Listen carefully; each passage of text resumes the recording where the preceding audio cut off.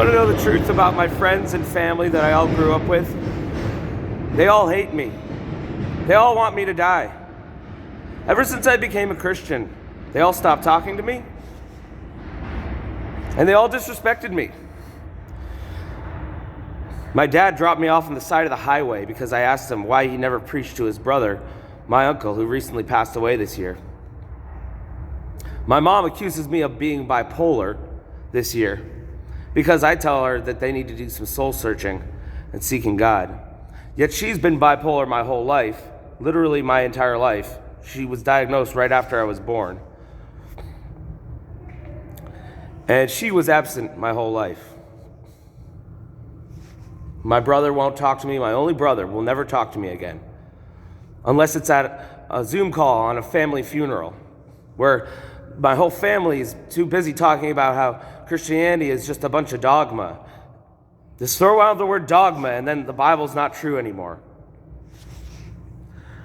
All my old friends started teaming up against me and making fun of me for being a Christian and believing that the Bible is actually scientifically true, which it is, which gives people a reason to believe the Bible and to fear God. But that's the problem. They don't want to fear God. These people are completely possessed by the demonic spirits that are running this world.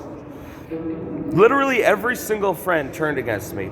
I had a friend who told me when I was going through suicidal thoughts, he told me, most people who think about suicide just do it. And then he threatened to punch me for warning him about how his son, if he doesn't believe, will go to hell, which is exactly what would happen. So me not wanting him to go to hell, his son or him, is deserving of me getting punched. Oh yeah, and it's the same guy who said, yeah, people who talk about suicide usually just do it. Oh, nice friend, you're a real friend. I haven't talked to anybody about any of these things because I haven't had any friends to talk to about it. Everybody just keeps turning against you over and over and over again. And the fact that I'm still alive, they just ignore me because the fact that I'm still alive proves that there is a God, that I have something other than friends, which is what these people rely on, which none of these people are actually their friends.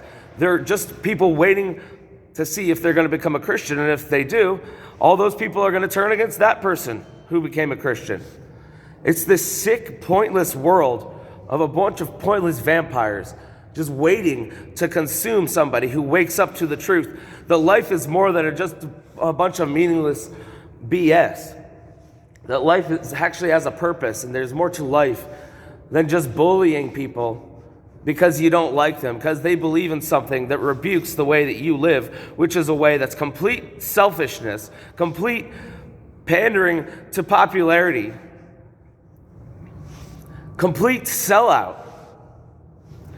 This is most every single person. I was going through suicidal thoughts. This is why I don't use Facebook anymore and nobody gave a shit. Nobody gave a shit. It's all a fucking popularity contest on Facebook.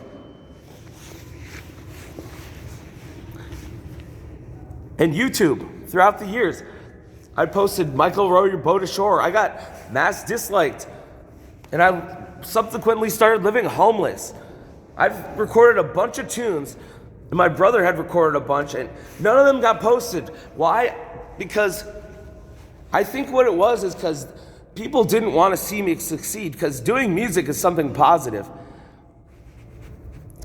And it's been something that's been tearing me apart from the inside my whole life. And it's actually held me back from achieving the actual destiny that God has given me and all the talents and blessings that God has given me, the things that God gave me in the music to share with the world, the perspective that God gave me to share with the world. That's been put on pause at least. I'm just starting to get back into my flow and my peak of creativity and productivity. Because this whole world, I had thought that there was people out there that loved me, and I had actually gotten comfortable in a life that I was enjoying. And I'm starting to realize that this was the problem. Like things were going well enough for a while, but then once the entire world turned to sin and darkness, that's when people like me, I'm not allowed to exist anymore.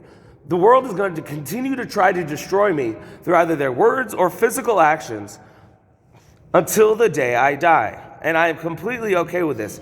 At least I'm not going to go to hell when I die for all of eternity. At least I'm attempting to live a more righteous life. That's not what saves me. But the fact is, now that I'm saved, I want to live a more righteous life. But that's what people hate about me so much.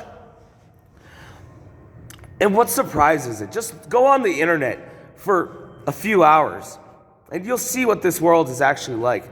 You'll see the things that people type, the things that people post, the things that people promote, the ideas that are getting inside of people's heads that people are actually accepting nowadays. It's no surprise that literally the entire world is turning to wickedness, including your old friends and your own family. Jesus warns about this, though. He says he's not come to bring peace but a sword. It says that he's going to divide the family. Well, the reason for that is because if you're a believer, the chances are everybody around you is not a believer, because we live in an age of apostasy. And it's been like this for many, many, many centuries. Throughout all of time, most people have not been Christians. Yes, the Bible is the best-selling book in the world, but that doesn't mean that most people were Christians throughout all of time.